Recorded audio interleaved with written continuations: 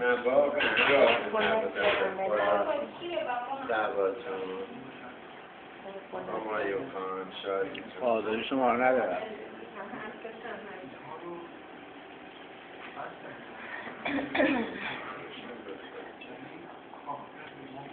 حرکت کردیم تو آره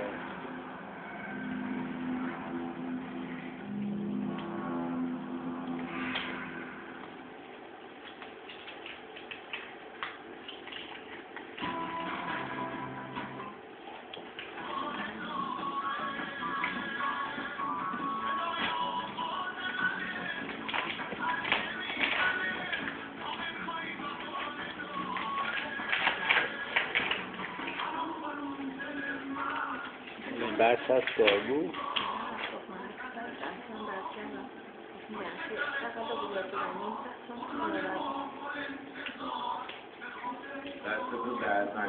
بابا بوش از شما بیشترتون سر در دارید شما ببینین اگه بوشه وقت نپسندیدین همایون ور میداره چون میگم امروز شرایط پرت و طوری نبود که من هی بزشه من ستا این رو دیدم این بار ولی سری با این حالت ها شما چون این اینجا بود خوب بود همایون خودش گفت کردیم اگه وقتی نسان پشتی پشتی وای کسا بگم پشتی آین این از من کسایی پوش خیلی بده یاده شما که تو مکه خیلی شلو میگه خیلی پیست از مکه آره نه این از مکه نه خیلی میدونم این از کجا که والی بارو زد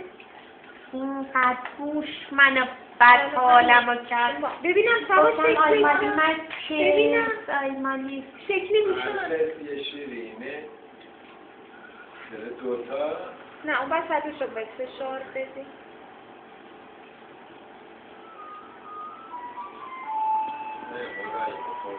حالا ماما یادت